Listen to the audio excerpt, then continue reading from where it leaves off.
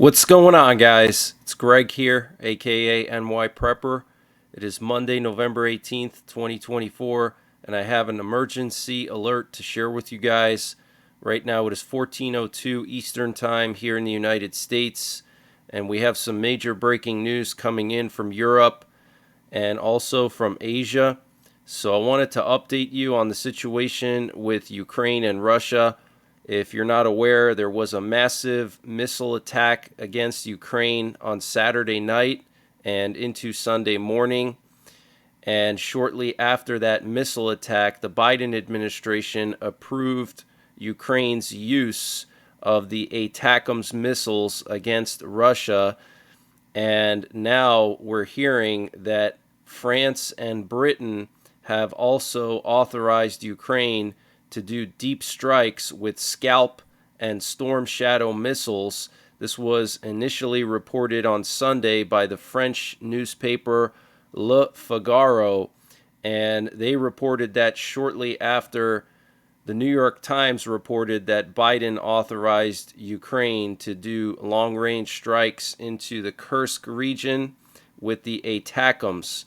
So this is very serious, and what's interesting is today Le Figaro actually retracted what they reported about France and Britain authorizing Ukraine to use Scalp and Storm Shadow missiles against Russian territory. And then the French foreign minister issued a statement saying that they were still deciding on it, which I don't believe. I think that they basically just don't want Russia to know. And Ukraine will only be allowed to strike the Kursk region of Russia with ATACMS, according to Axios and the Washington Post. Okay, so the Biden administration is limiting their use to just the Kursk region, but still, that's Russian territory.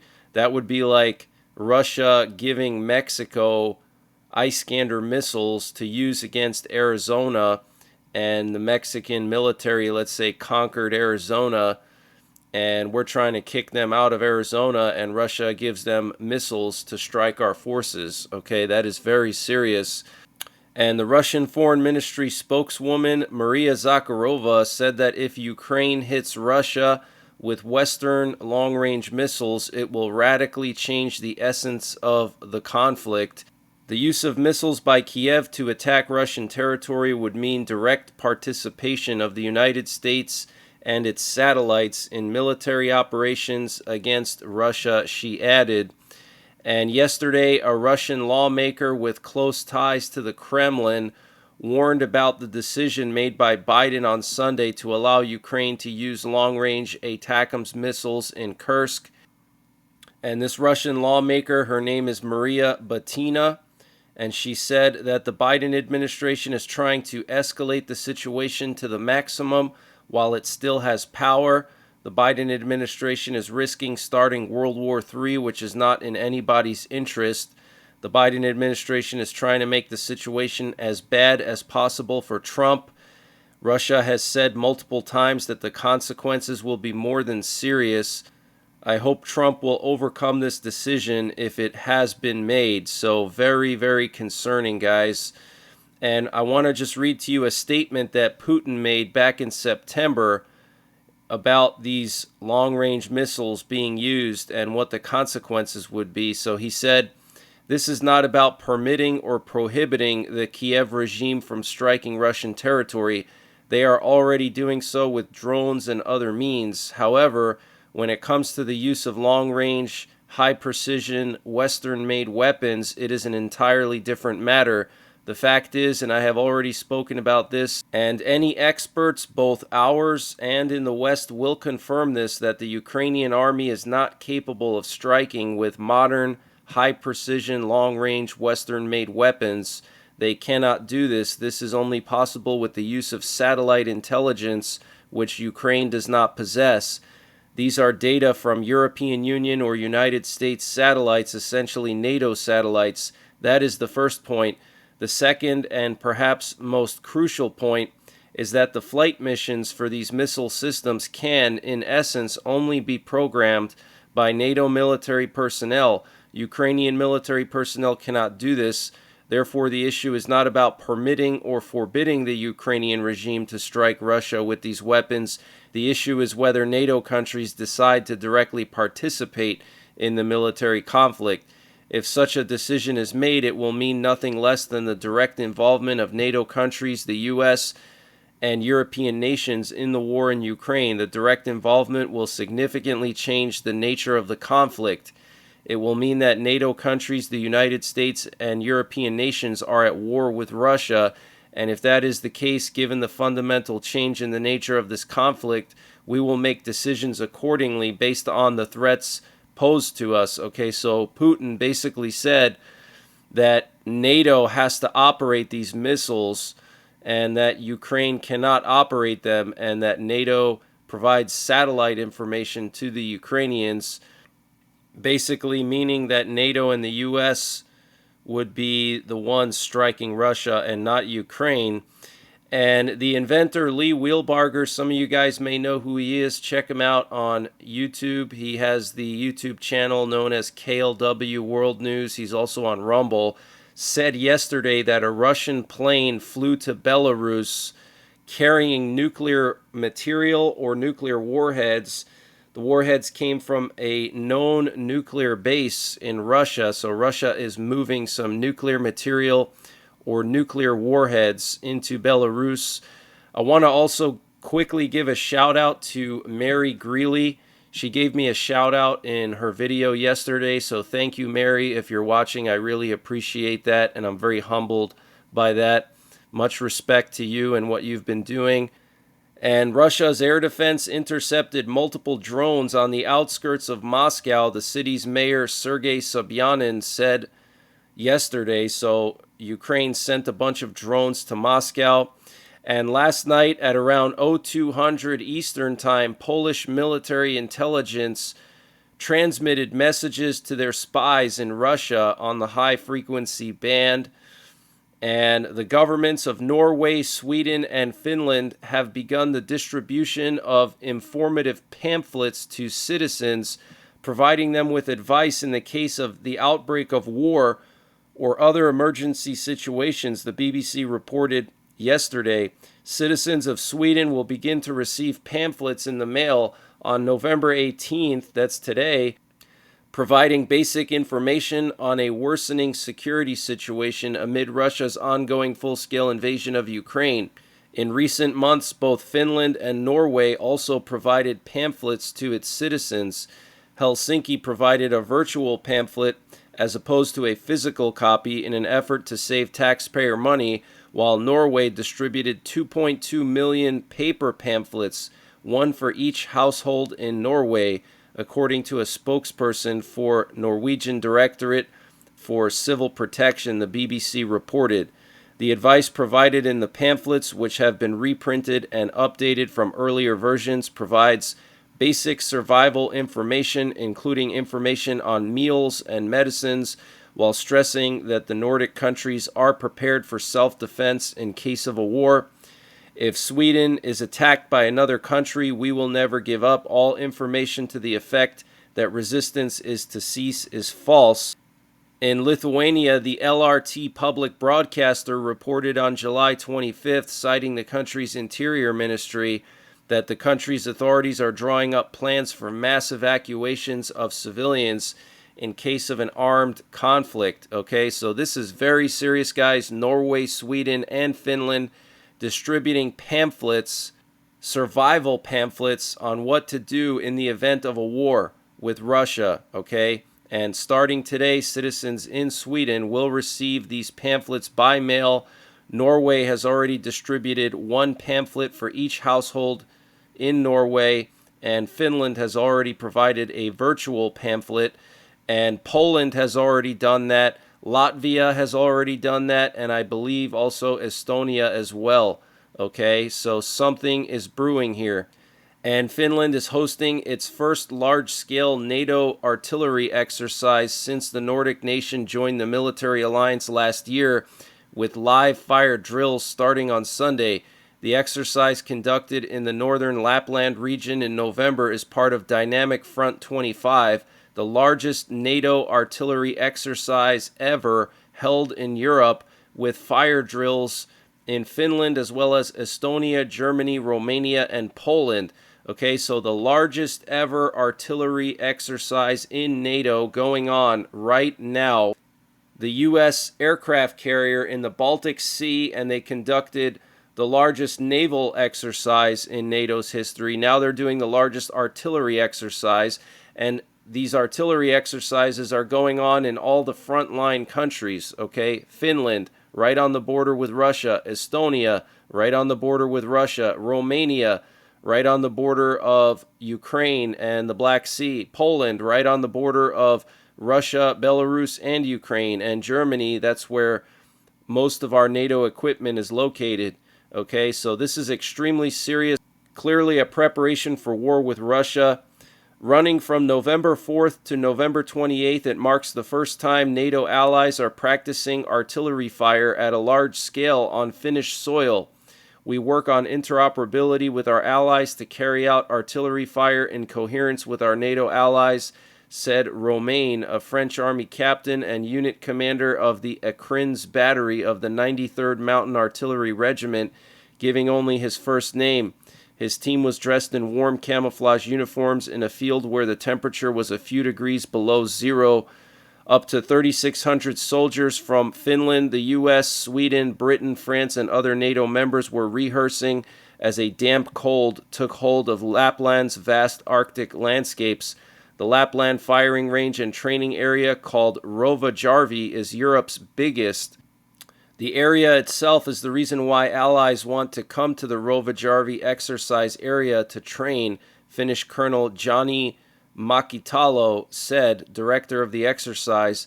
It allows for multi-sided tactical fire exchanges for field artillery while training soldiers to handle the challenging conditions and varying terrain in the Arctic region, Makitalo said.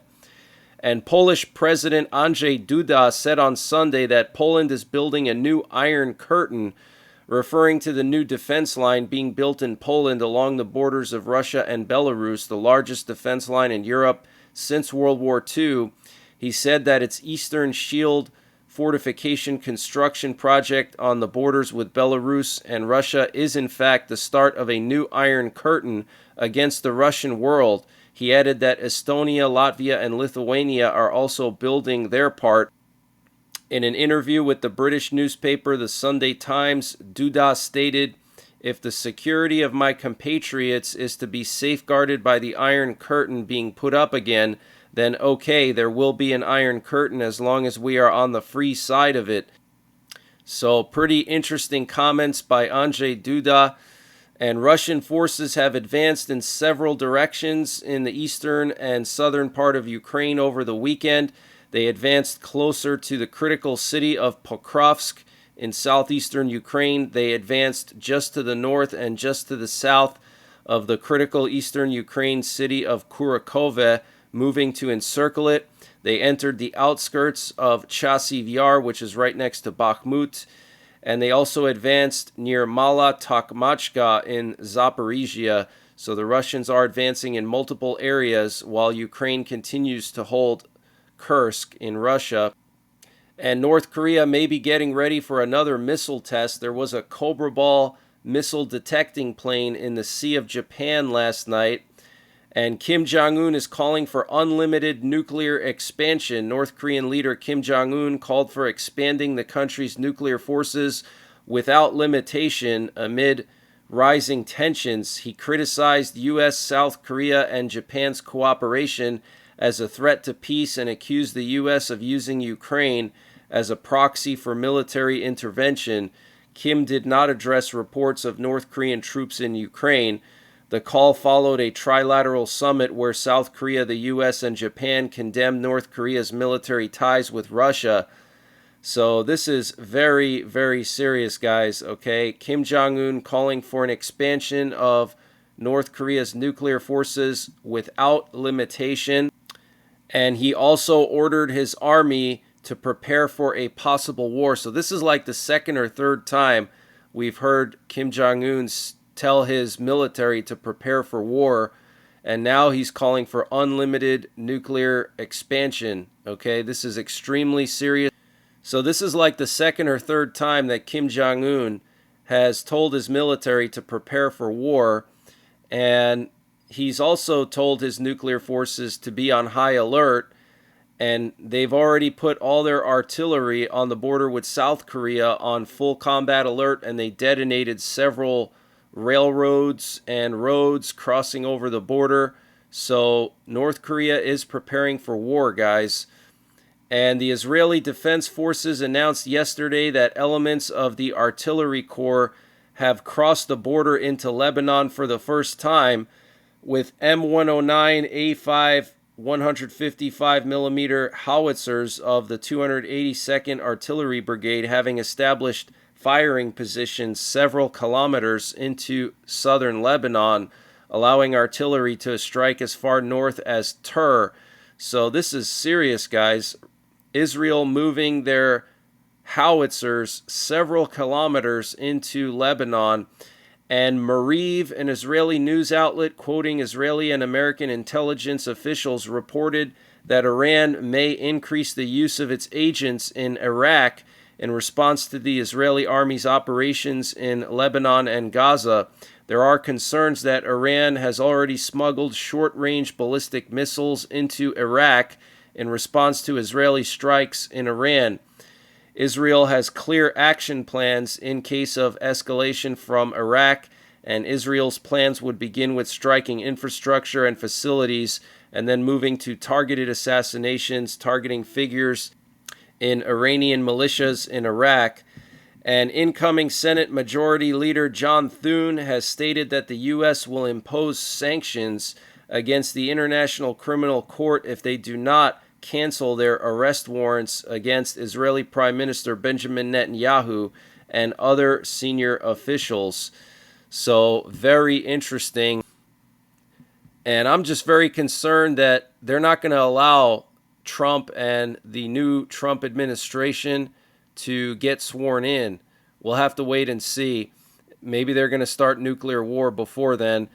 And I want to just show you guys what we have going on right now in the air. So we currently have U.S. nuclear forces on high alert yet again.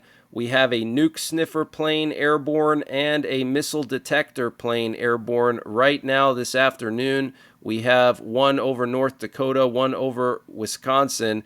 These planes can detect radiation in the atmosphere and also detect and track the trajectory of ballistic missiles. So potentially someone out there is getting ready to launch missiles or test nukes. We also have a nuclear bomber airborne over Louisiana, and we have two nuclear war command and control planes over the East Coast, and we have an aerial refueler off the coast of Seattle, which happens to be where we have our Trident missile storage and also where we have most of our nuclear-armed subs in the Puget Sound. We have sub hunters off the coast of Florida this afternoon. Very concerning. We also have a lot of activity in the Middle East. Last night we had several reconnaissance planes in the Eastern Mediterranean. Here you can see one reconnaissance drone and also a British fighter jet and aerial refueler heading down to the Red Sea. And look at all these reconnaissance planes in the Persian Gulf last night. We had a sub hunter here. We had this U.S. Navy recon drone patrolling the coast of Iran. And then we also had a U.S. Air Force RC-135 rivet joint patrolling the coast of Iran as well. So something's brewing over here because every night we have these U.S. Navy recon drones going up and down the coast of Iran, okay, monitoring what's going on over there. Massive amount of reconnaissance last night along the border of North and South Korea. We had 4 reconnaissance planes patrolling the border of North and South Korea. In addition to that, we had a Cobra Ball missile detector plane fly into the Sea of Japan. Okay, that is absolutely crazy. Look at all these reconnaissance planes, 4 of them. Okay, I've never seen that before. Something is brewing here, guys. And this was literally just hours after Kim Jong-un told his military to prepare for war yet again. And when he threatened to expand the nuclear forces without limit. And here we have an example of the Polish defense line being built. You can see here that these Polish defense lines going up along the border with Belarus and Russia will have anti-tank ditches, anti-tank obstacles, minefields, bunkers, and civilian hiding shelters. And we're talking a defense line that's going to be as long as 500 miles, multiple layers of anti-tank obstacles, anti-tank trenches, minefields, bunkers for the infantry, and also bunkers for civilians. This is absolutely massive. And speaking of Poland, we had more high-priority reconnaissance in Poland last night. We had a U.S. reconnaissance plane loop around Kaliningrad and patrol Poland's border with Russia and Belarus. We also had a Swedish reconnaissance plane patrol Poland's border with Russia and Belarus. And at the same time, we also had some Russian VIP planes leave Moscow and head east to Siberia. One of them actually went down to Sochi, so I don't know if Putin went somewhere last night. And we have a lot of activity around the UK this afternoon. Here you can see a Eurofighter Typhoon and some aerial refuelers and some sub-hunters up here in the North Sea. We also had this C-2 Greyhound fly down to the English Channel area, the Celtic Sea English Channel area, and these planes are actually embedded with our carriers. So potentially we have a carrier here in the Celtic Sea, or possibly a British carriers out there. But that's the latest breaking news that I have. I will be back later on tonight with more breaking news, and also I will be checking into the 24/7 live stream. I did make some changes to it last night. Hopefully you guys like that. Follow me on Telegram and Twitter. I post all my updates over there. Sometimes YouTube doesn't send out notifications, so if you follow me there, you'll never miss an update. The links to my Telegram and Twitter are in the description below this video. And until the next time, take care, God bless, and don't forget the 3 Ps: prepare, practice, and persevere. And this update was sponsored by My Patriot Supply. Guys, My Patriot Supply has brought back their discount on their 3-month emergency food supply. And to get the deal, you got to go to preparewithnYprepper.com. The link is in the description below this video.